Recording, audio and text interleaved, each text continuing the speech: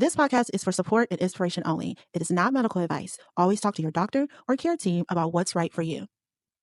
And then it is now post-surgery 2 days out. And now everything I went through from my educational classes, my psych evals, meeting with nutritionists, the program that I'm a part of where my surgery happened, amazing people, but I'm 2 days out now. I now have to start this journey of clear liquids to just liquids, soft foods to solids. And that's when I was really like, what did I do? Okay, and how much have you lost? As of now, I am down 190 pounds. Nice, congratulations. Yeah. I can't believe you feel like the beginning was still like the biggest plot twist of it all. I find that very interesting. What did that moment teach you about your own strength? That my mother did not raise a weak woman.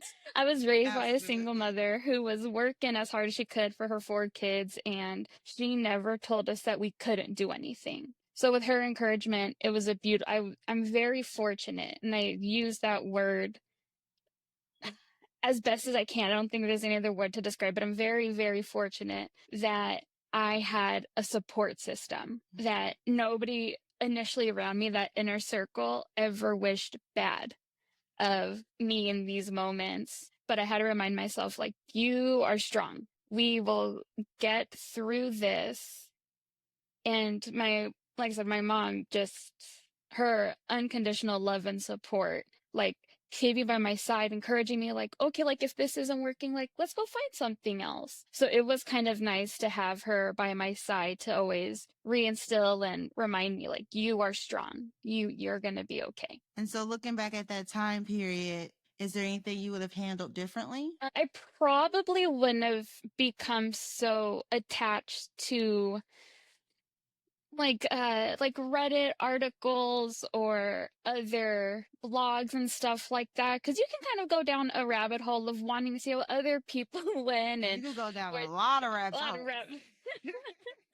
you definitely can. So I was making sure that I kind of was like stepping away from it. I think I would, yeah, just limit myself to what I was looking at, not so much relying on every single person's story to kind of map myself after, because this whole life change is not a one size fits all. You really are having to navigate where this is going to head for yourself and how you can handle it. Exactly. So you're almost 3 years post-op. What part of your journey will never, never, never make it into a highlight reel? The stuff that's not so picture perfect. Oof.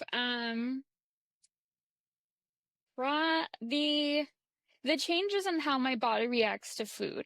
I actually have a list in my phone of places I can't eat at anymore.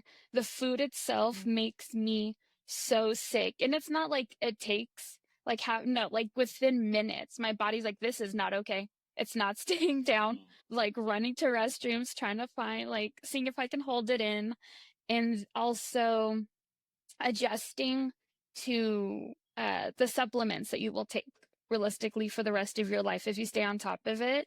Multivitamins are no joke.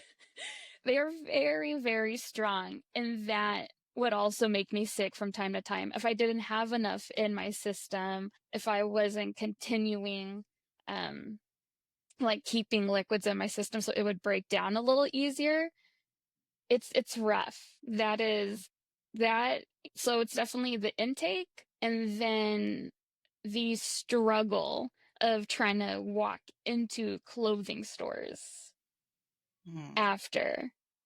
I think that like I kind of discuss it from time to time, but those raw emotions that hit when you now find that anxiety, that would definitely not make it into a highlight reel. I feel like at times it was very depressing to know that I had to go through those moments. So when you said the restaurants, like, are you talking about your favorite fast food restaurant, your favorite chain restaurant? Like, give us some examples of some of the restaurants, because I just recently went through something on Friday where my favorite restaurant that I love to go to, I will never go back. and Yeah. so I experienced dumping for the first time, literally, and I was like, I never want to Oh, go that back there hurts. again. Yeah. Yes. So give Yeah. us some examples of what you went through. So, I like most people, you will have your go-to fast food places, and then before surgery, because you meet nutritionists depending on the team you're with, they will let you know kind of your guidance, what they suggest if you're still going to places. I'm not a huge Panda Express person, but I did know like I know I is so I knew that like I could do their grilled, like their teriyaki chicken sauce on the side, and I would do their goddess greens, Mhm. but like no rice on it. I would try to be as on as on plan as I could be. I couldn't handle their grilled chicken. The greens to me almost had oil in them. So it's a lot of what the restaurants come down to. And that's funny because I can go to a massive chain like Panda Express, pick up sticks. And then I can go to the nice little mom and pop hole in the wall Chinese place, and their grilled chicken has no effect on me. Their Mhm. vegetables, like I don't do chow mein, I don't do rice, but there's some places that do a rice noodle. So it doesn't hit as heavy, still kind of get something, or I will do their steamed vegetables. And I'm not having an issue. Things from like Burger King, some like nothing sits. I'm Yeah. very fortunate that like a cheat in a way is Jack in the Box. I grew up on it. I love Jack in the Box. Wow. Yeah. So I'm very fortunate that from time to Never time I can been. go. No. So I I'm had from a coworker. Georgia. We don't have them out Oh, okay. That's here. true. That's probably more of a West Coast thing that Yeah, I need to go. than I an need to go East travel and try it out. and try different stuff. Definitely. The food is a different scene. But it's chains like that. Going to Olive Garden from time to time used to be a fun one. Now I can't because the oil content, I've realized that a lot, that that's what the biggest thing that will affect my body. So I know it'll affect my body that will almost lead me to dumping. Um, is the high oil content in what it's being made, or maybe they're not cleaning out their oil or whatever the case may be. It's not realized. Like I can go to Olive Garden and I can still do their soup and salad. Am I Mhm. having like my one bowl of soup and I'm barely touching my salad? Yes, because that's what post-op life looks like. Yeah. But yeah, it's certain things I know from certain places I really can touch. Then at that point, it kind of is almost like a wasted experience because you can only do so much there. Yeah. Exactly. And I realize like we're so social with our eating. And so Yeah. when we're going out, we're eating and we're seeing people. So it's like now that we can't handle that type of food, Mm. you're just kind of like chit chatting and eating a few bites, but you really, Yeah. because you don't want to accidentally dump in front of friends. You're Oh, just like, oh no. okay, so I'll just stick to something Yeah. that I know is good and I'll eat Mm. when I get home. Yeah. So I'm not a huge soda person, but sometimes I do like carbonation. And 7 Up, I want to say it's probably Sprite. Sprite came out with a zero sugar option. Hmm. So I'll buy like the little mini cans, and every once in a blue moon, I'm like, I kind of want something, and I'll have that. Jack in the Box, funnily enough, actually, because they have those soda machine systems with the Yeah. 20,000 options, I knew that they carried the Sprite Zero. So one day on my drive home from work, it was going to be a long drive, hitting crazy traffic. I was like, let me grab something that'll kind of keep me like awake, something to sip on. They did not give me zero sugar. Oh. So that full on soda sugar that we know though, it's like And that's a lot more of than sugar like in those 30 sodas. grams of sugar. I kind Yeah. of sipped and this doesn't taste right. So I just left it alone on my drive. I get home and my whole body goes into a cold sweat. Like the back of my knees are sweating. You just My feel God. and it'll hit people differently. Some people get Yeah. actually sick and they'll be throwing up. It'll affect their stomach. And some people hit it with, like I did, it was fatigue and cold sweats. I'm just sitting there, just trying to like let it push. I'm hearing from like both of your Yeah. experiences, and I've dealt both ways. And maybe it's Okay. like the content, like accidentally had, not accidentally, I had it. I just didn't know it was going to make me dump. And I had, I had some Swedish fish and it gave me that match where it was like, it was like a, I don't want to say a diabetic because I'm not diabetic, but I just felt like my sugar just dropped and I was shaking. It feels like a crash. Yeah, and fainting, but like I had some stuff that was too oily and it did like where you just like you feel it and it's just dread all the way down until it finally comes up and you're just like, I'm okay. So there's different types of dumping, it sounds like. There is. Oh, 100%. Interesting. Learning something new every day. Yeah. Dumping will really help you to reevaluate yourself because it's that reality check that kind of kicks in. Because you are definitely testing the waters. Even to this day, like your taste buds will change immensely. The way your body handles stuff, it's never going to be the same. I kind of what I found while going into this to see like what things can help. So I found it on Amazon. It is a medical alert card. It says this person has had stomach altering surgery. If you can allow them off the kids menu, senior menu, or a half portion at no like discount. And I'll take that with me. It stays on my wallet because sometimes I'm part of a union and sometimes we'll go do union lunches and stuff. And that happened for the first time that I was out with people who haven't witnessed me eat out. And I took out my card and the waitress like, oh, of course, right? No hesitation, just brings over a kid's menu, which is great because they're a smaller portion. And sometimes I still can't finish it. Your day-to-day will look immensely different. Yeah, for sure. Yeah. That eating cup, like when that card. Oh, I love that card. It is amazing. Definitely recommend getting one. And there's never like at first I was just like, it feels weird to kind of take it out because people see medical alert and they think like, oh, you have an allergy. And I'm like, to food. I was like, and then that's kind of when I let them know. Yeah, like I have these limitations. I'm not huge on waste, and that's kind of where the bigger portions come in. Sometimes if they don't allow that, I know that this now leftover will turn into multiple meals. This will turn into dinner, to lunch. So like I can get the most out of it as long as I'm not feeling burnt out on the meal. That's what I do. Because I have the card, but I don't use it just because I don't like the choices on the kids' meal. So fish sticks and macaroni. Yeah, it's like, so I'll just order an adult meal and I know like meal prep. This is going to be a lunch for the next 3 days. And it's so funny because while everyone is still eating and grubbing, I to go plate, please. And then looking like, it just got your food. Bring me the to-go plate. I already know, like, I don't get too bites, then the rest is going up. So, and everyone's still eating and I'm just packing it up and boxing it and sitting it like, I'll eat it later. Yeah.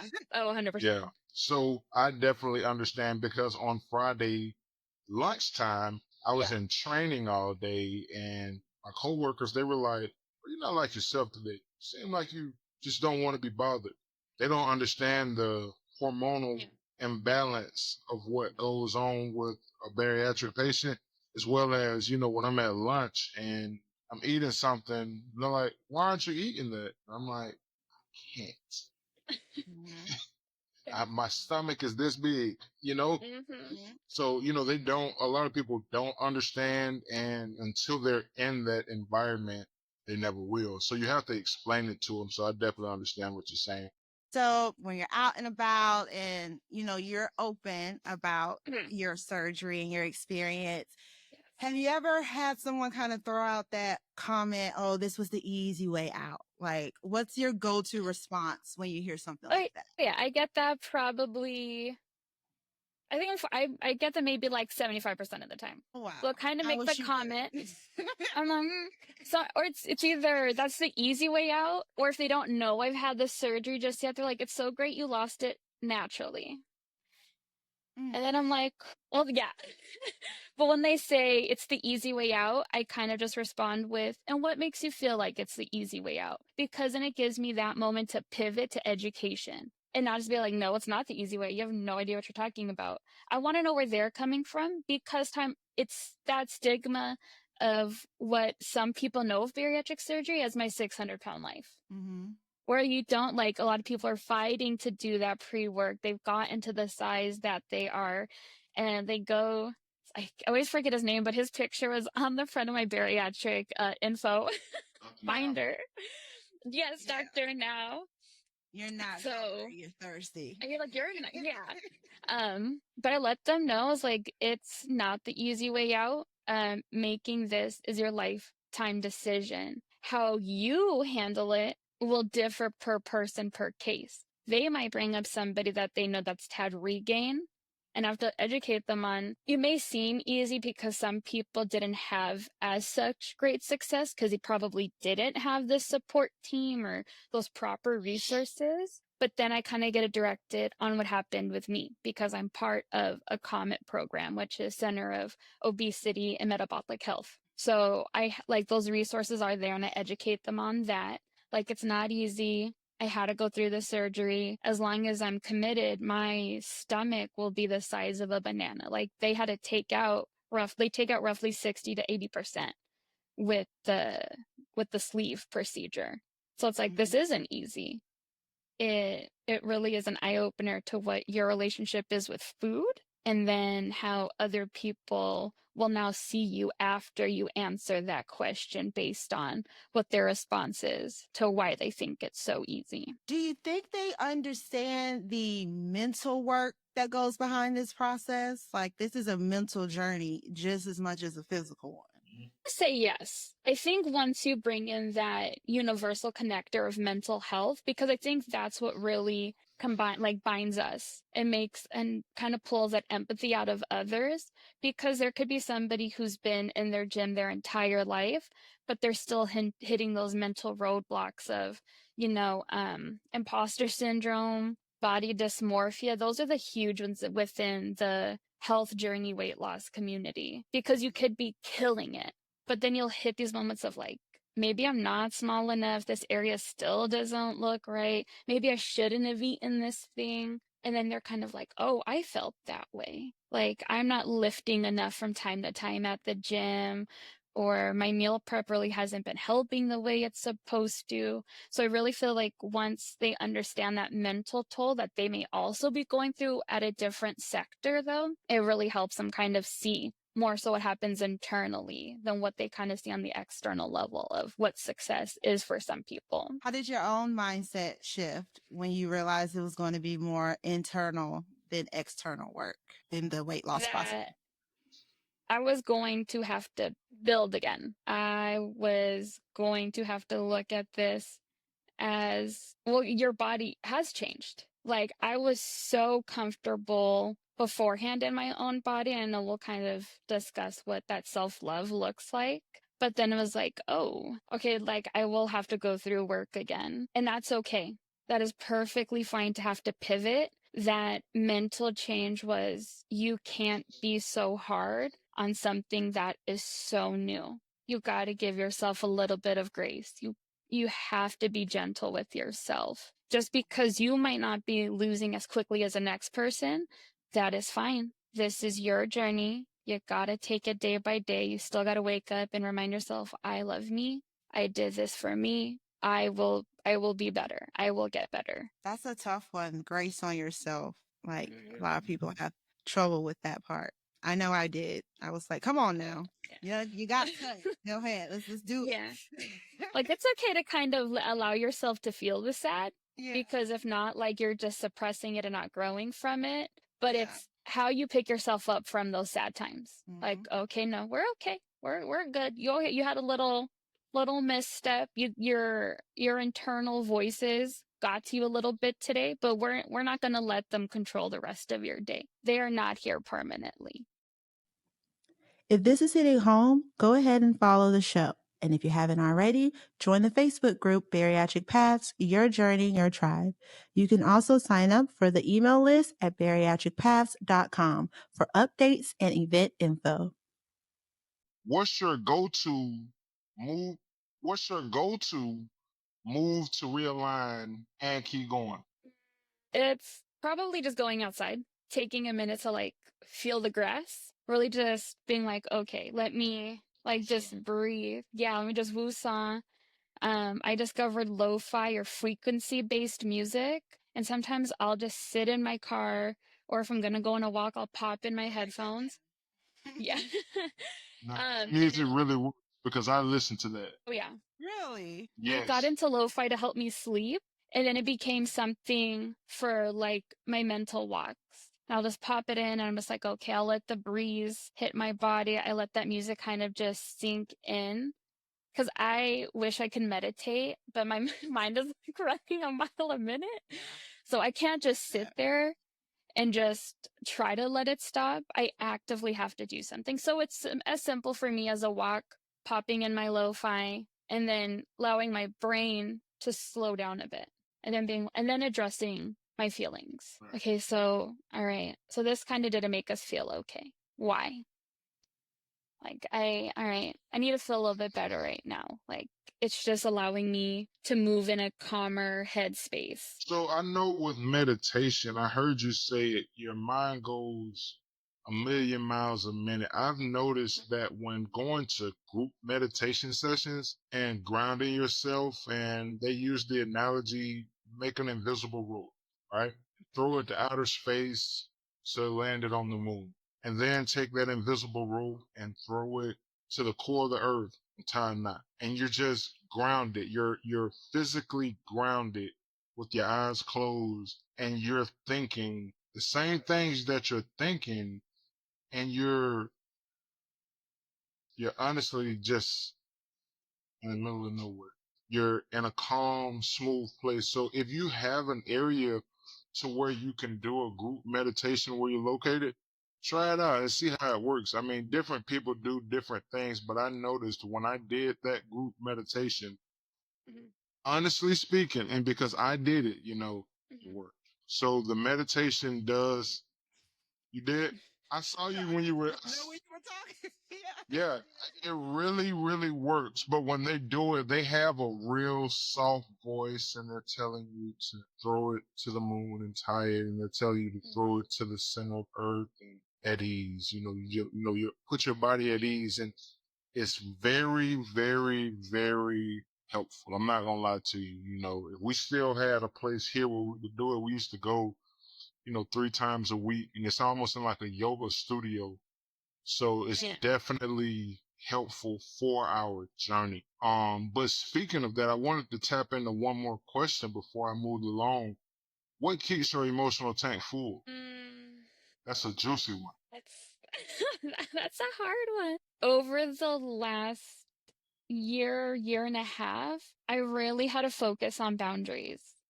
I am an acts of service type of person. I tend to just want to give and give and give and make other people feel good, but then that pulls from me.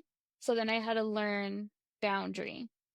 And then I had to stick to boundaries I would set, because not everybody that's willing to listen is doing it with the best intention. So kind of just Yes, yes. giving off your full energy to those who may not have the best intention for you. And I feel like that also had made me reflect on something that I learned in high school. I was part of the FFA, which is Future Farmers of America, and we would go to different high schools and regions, and we would meet these speakers. And in high school, I want to say my sophomore, junior year, one of the speakers, another high school student, gave this amazing synopsis lecture on this book called How Full Is Your Bucket. And it literally talks about bucket dippers, and you have to be full for your bucket has to be full before you can try to give. And it's learning what makes you full, what keeps you full. So for me, it was definitely setting boundaries, not just in my personal life, but my work life. If I'm not okay with something, I had to be that advocate to say, no, I'm okay. I'd rather not. Or if I were to say something, it's almost strategic information. You're only willing to give so much so they can't continuously pull from you. So I think boundaries were the biggest thing that assisted in keeping my energy full. Yeah, I find that this journey, yes, it's physical, yes, it's mental, but it makes you kind of reflect on all facets of your life. Like you're looking at the relationships, you're looking at work, family, household. It makes you just kind of look at all of it and kind of reassess of what's going on. So even though yes, you're losing weight, I find that a lot of people end up attacking other parts of their life too. It's almost kind of like natural as you're starting to do more for yourself and become more self-reflective on what makes you happy, what makes you stressed. Why are you being triggered to eat a cookie? Oh, it's because this person don't know how to talk to me. Like, and so now you're forced to like address those issues so that you don't want to eat a cookie. Sorry, just want a tangent, but I just find that interesting. I have a question for you. Since you are, you're basically what we call past op. So you're past the honeymoon stage. You're just maintaining now and learning how to just live after weight loss. And this is not a question, but I'm still interested because sometimes it's a little like when you are talking to the newbies and they are freaking out about the 2 day, I'm gonna feel funny now, but the 2 day stall. They've been stalling for 2 days and they're just like, oh my gosh, it's stalling. Like, how do you feel when you're telling them like, it's okay? Like, it's just, and they're just like, no, like I made the wrong choice. Like I messed up. And you're trying to be like, trust me, it's coming. Like it's coming, but they just don't believe you. And you're just like, call me later. Yeah.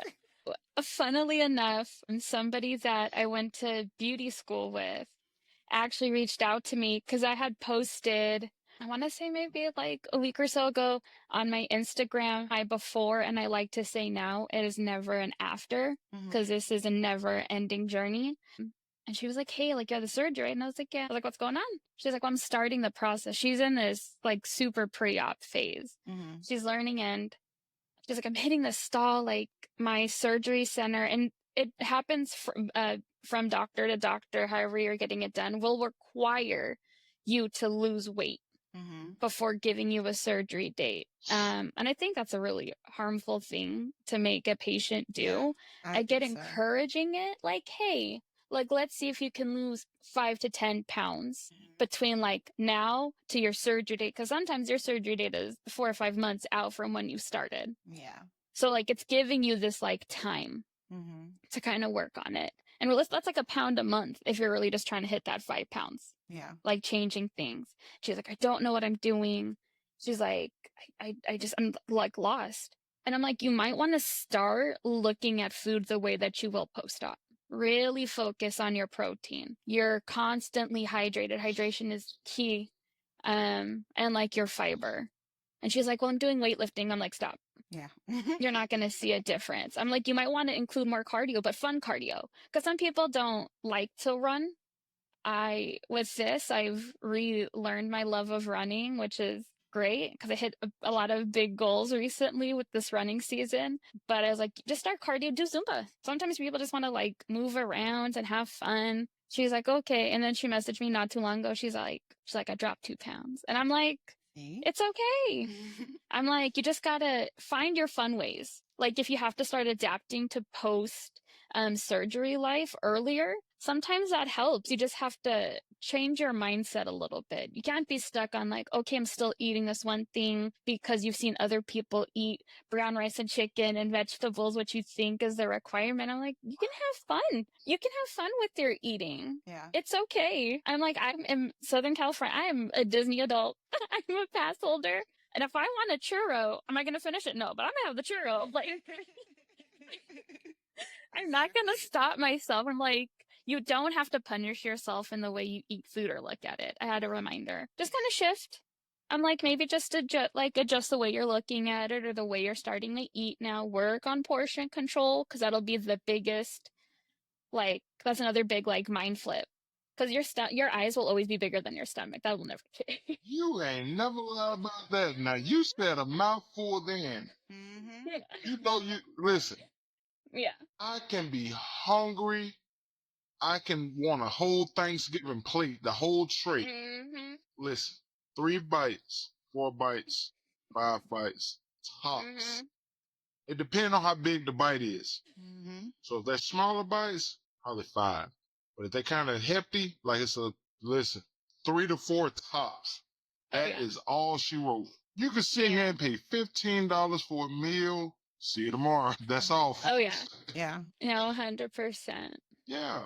I'm like that too. Like, cause I make all my family, I make my family's plates. I make my boys and they eat a lot. I make my husband, he has this huge plate. And sometimes I'll be scooping it. I'm like, wait a minute, this is for you. And I start scraping stuff off. Like, I'm not going to eat even a half a scoop, but I just get into that rhythm of scooping food. And I'm like, hold up now. You're not eating all of this. Like, be realistic. Yeah, one of the things I saw in my pre-op life through like the research and some other things where a lot of people talked about how they used kid plates, kid utensils. Yeah. So for a good beginning portion, maybe for a good couple months, once I was able to, like first couple months after I was able to hit solids, I had for work, I had children's utensils. They're smaller bites. You're only able to grab so much. It taught me how to slow down as I eat. So when I do go out to eat, it looks like I'm actively eating, because I can catch up in conversation. But realistically, I'm still eating what my body's just going to allow me. But I can kind of navigate now what that social scene looks like when I'm out at restaurants. So people aren't like, oh, like she's done. We should probably like, no, like take your time. Yeah. Like I'm just gonna sit here and that's okay. Yeah. I'm enjoying still the company. Like there's nothing wrong with that. Yeah. But yeah, I was definitely finding like a trick to learning how to serve myself. Because if you're on a tiny plate, like you can't overflow that. You can't overserve yourself because you know how small it is. Yeah, because even a tiny plate might be too much. So at the end of every episode, we like to ask our guests for them to share something that we call My Journey, My Business. So it's something that's going on in your journey that may not be according to the rule book or status quo, but it's something that you do and it works for you. So it's your business and you're going to keep doing it. So what would you like to share with our audience that is a My Journey, My Business moment? I want to say that I still eat out, realistically. I'm fairly active. I had mentioned earlier, one of the big things that was my goal is to run a marathon. And in March, I ran and finished the LA Marathon. I ran 26.2 miles. Good marathon too. Congratulations. And I run a half marathon at the end of this month. So like active wise, little Jennifer is just honoring big Jennifer's goals. But I'm going to eat out. Like I said, I go to Disney and if I want a churro, I'm going to have the churro. Some people are like, you're not supposed to be having sugar. I'm like, it depends. Some people's body to different sugar types will affect you. So sometimes that like sugar from your soda isn't going to affect you from like sugar from like a fruit snack or gummy bears. Like, cause you said like the Swedish fish, that was an issue. So it does differ, but I'm going to go out and, I do content recording of me doing food reviews at Disney cause they have food festivals and I'll post like what it looked like when I ordered it and then what I was able to eat. So I'm like, sometimes I share that, but at the same time, like if you see me out and I'm enjoying a snack, I'm gonna enjoy it. I'm never going to deprive myself of what I want. Moderation, but I'm still going to have what I want. Some people don't always agree with that, and that's fine. Everybody's journey's different, but I'm still going to be a foodie at heart.